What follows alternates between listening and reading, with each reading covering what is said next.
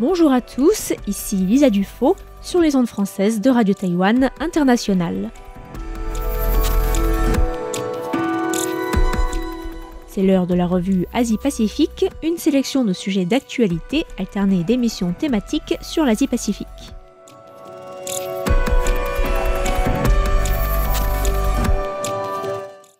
Bonjour à tous et bienvenue dans la revue Asie-Pacifique de cette semaine, dans laquelle je vous propose la suite de l'entretien avec le réalisateur franco-cambodgien Ritipan, qui était récemment de passage à Taipei pour présenter son dernier film Rendez-vous avec Pol Pot, dans le cadre du Festival international du film sur les droits de l'homme de Taïwan, inauguré le 19 septembre à Taipei.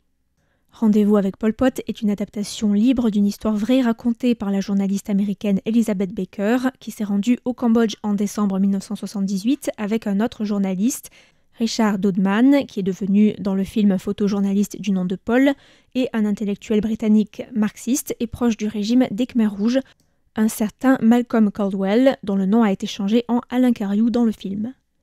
Le petit groupe a obtenu de faire un entretien avec le chef des Khmers rouges, Pol Pot, le 22 décembre 1978, 3 jours avant le déclenchement de l'offensive du Vietnam qui mettra fin au régime.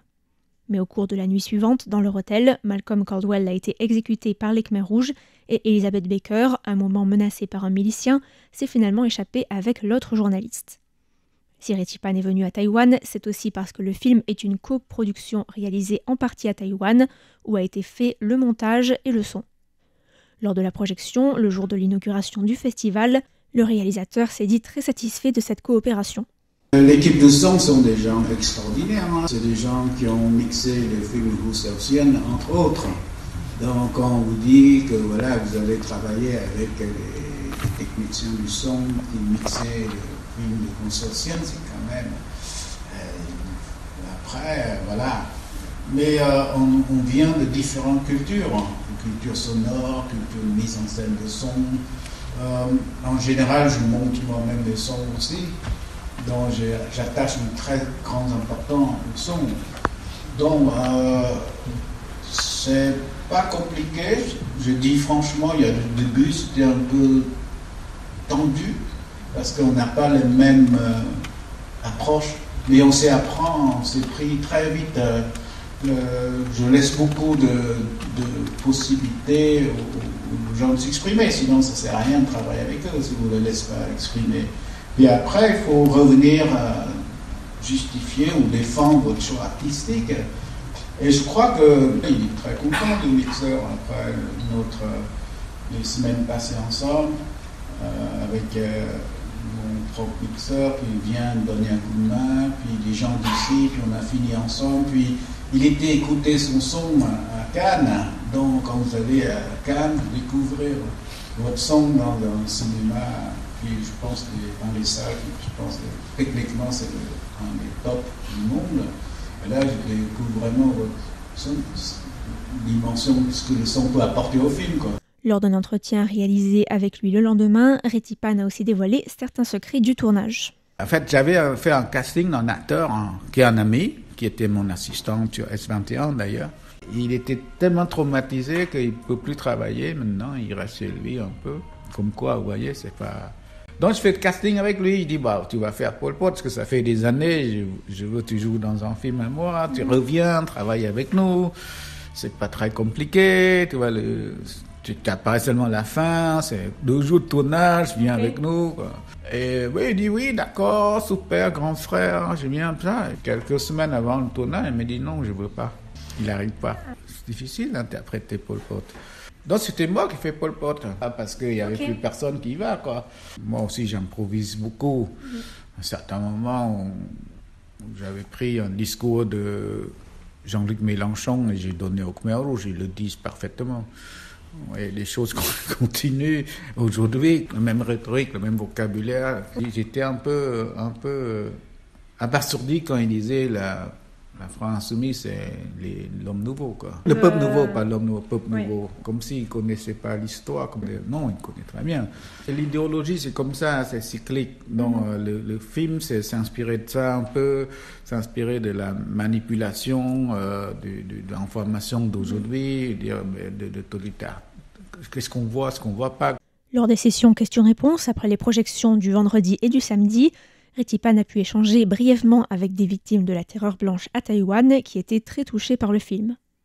Le réalisateur a aussi visité pendant son séjour le Musée national des droits de l'homme situé dans l'ancienne prison de Jingmei, dans laquelle ont été enfermés de nombreux prisonniers politiques taïwanais et autres innocents condamnés dans le cadre de procès militaires pendant la période de la loi martiale. J'ai visité le musée, c'est un endroit qui me touche énormément et je n'arrête pas de sentir comme si les âmes des victimes sont ici et là, comme s'il y a des traces quelque part. Je posais des questions genre est-ce que le carrelage était vraiment de l'époque ou quel meuble, quel instrument de musique. On a bien expliqué les choses et puis après mais si je dois faire un film, je fais comment sur cet endroit-là. Pourtant j'ai ressenti vraiment une espèce de vibration d'âme et voilà la difficulté quoi. Pourtant si un jour on doit raconter l'histoire à nos futures générations, à nos enfants, comment transmettre cette mémoire.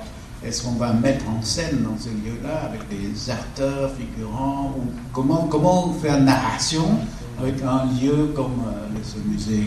Ritipan a vécu au Cambodge pendant le régime des Khmers rouges. Il y a perdu ses parents et plusieurs autres proches.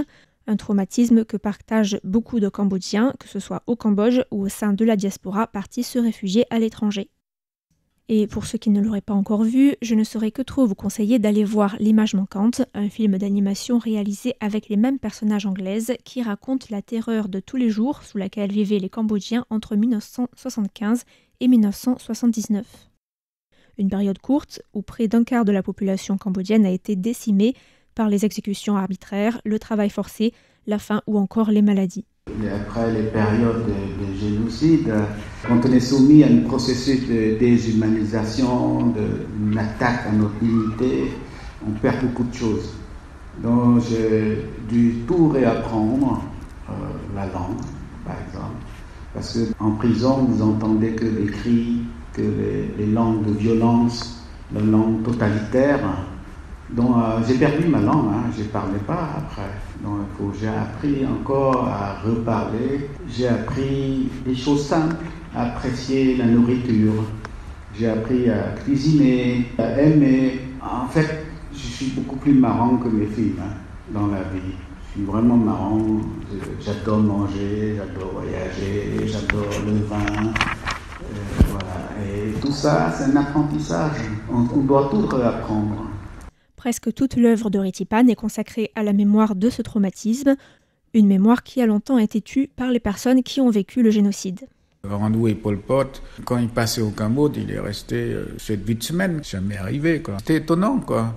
J'ai même pas doublé en khmer. J'avais mis comme ça, certains parties en khmer comme ça, certains en français, sous-titrés anglais quoi. Et toute cette partie comme ça, les gens viennent en masse comme ça, regarder, comprendre.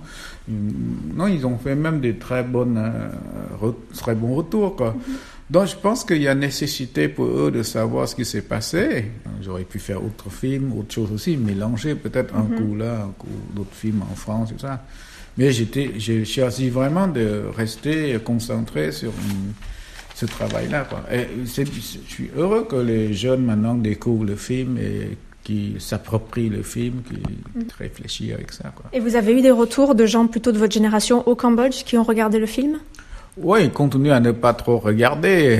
Et c'est trop dur. Il devait y en avoir quand même. Oui, il y en a, mais maintenant ils voient, ils acceptent mieux. Ils acceptent beaucoup mieux parce que eux, peut-être aussi, ils ont besoin d'un support. Parce que quand vous pouvez pas dire vous-même les choses, par exemple, des gens, on va regarder les films ensemble, puis on sort, puis il dit, voilà, tu vois, à l'époque, c'était comme ça. Et après, ça y est, le dialogue continue. C'est un espace de discussion, en fait, les films. On voit le film ensemble, puis après, dans la voiture ou à la maison, on rediscute, quoi. Aussi, une fois, le père et la fille viennent ensemble, et puis c'était touchant, parce qu'à la fin, la jeune fille disait, voilà, mon papa qui est là, il veut rien me dire. Il n'a jamais voulu me raconter. Et puis du coup, le papa prend le micro et parlait, quoi. Le réalisateur explique qu'aujourd'hui, les langues se délient progressivement, bien que difficilement. Ritipan espère encourager le dialogue intergénérationnel entre ceux qui ont vécu le génocide et les générations suivantes, non seulement pour apaiser les traumatismes, mais aussi pour assurer la conservation de cette mémoire douloureuse. Et quand je commençais à faire des films sur la mémoire de génocide Khmer Rouge, j'étais assez seul, voire seul. Il n'y a pas beaucoup de cinéastes qui travaillent sur le film et j'ai pas beaucoup non plus de public. Que les gens n'aiment pas voir ça. Ceux de ma génération qui a survécu n'ont pas envie de raconter à leurs enfants qu'ils ont survécu en mangeant des insectes ou des serpents, je ne sais pas quoi, pour survivre, quoi. C'est ça la famine, quoi. La famine, c'est quand vous êtes soumise à la famine, vous perdez votre dignité, vous mangez des choses que vous ne devez pas manger. Donc aller raconter à vos enfants que voilà que vous avez mangé ceci ou cela pour survivre, ou alors que vous n'étiez pas capable de sauver la vie de vos parents, c'est terrible. Ritipan oscille entre le désir de faire d'autres films, des films normaux, comme il dit avec humour, c'est-à-dire des films qui ne parlent pas des Khmers rouges, et celui d'accomplir cette mission qu'il s'est donnée, d'assurer la conservation et la transmission de cette mémoire. Lors d'une des sessions questions-réponses, Ritipan a même évoqué son idée de filmer une comédie musicale. Parfois, quand on me demande qu'est-ce que tu vas faire ton prochain film, je dis je vais peut-être faire une comédie musicale. Et ça fait rire les gens, mais en même temps c'est sérieux, hein. J'aimerais bien faire une comédie musicale. Mais bon, j'arriverai un jour, peut-être pas musical, peut-être une comédie, peut-être un film d'amour. J'en ai fait quelques-uns, des films. Vous avez vu les films normaux, un film comme un film, quoi, qui ne parle pas des Khmers rouges. Mais comme vous avez dit, je n'ai qu'une vie, donc le travail de mémoire nécessite le temps. Si on veut faire vraiment sérieusement ce travail-là, ça prend beaucoup de temps en fait. Ça prend beaucoup d'énergie, mais on espère toujours qu'en faisant ces films, les jeunes générations peuvent regarder et réfléchir ensemble. Je crois au cinéma. Je vais faire des films avec beaucoup de foi. Je ne suis pas religieux, mais je vais au cinéma comme on va à l'église, quoi. Beaucoup de confiance, de foi. Et c'est vrai que je me sens un peu plus pacifié maintenant. Le fait de voir les jeunes générations s'emparent de mon travail et réfléchir et eux aussi s'en sortir, quoi. On s'en sort ensemble, hein, on ne s'en sort pas tout seul. Et j'ai des projets un peu plus sur la foi plutôt, pas nécessairement sur les Khmers rouges, mais sur qu'est-ce que c'est la foi, quoi. La croyance, la nature. Je viens de terminer un film, par exemple, sur l'environnement. Une forêt s'appelle « Nous sommes tous des enfants du même arbre ». Mais sur les forêts, c'est le peuple qui disparaît aujourd'hui. Il y a tous les jours, il y a un peuple qui disparaît, une langue qui disparaît à cause de nous, de notre comportement. J'espère peut-être que je vais pouvoir venir vous présenter autre chose que les Khmers rouges l'année prochaine.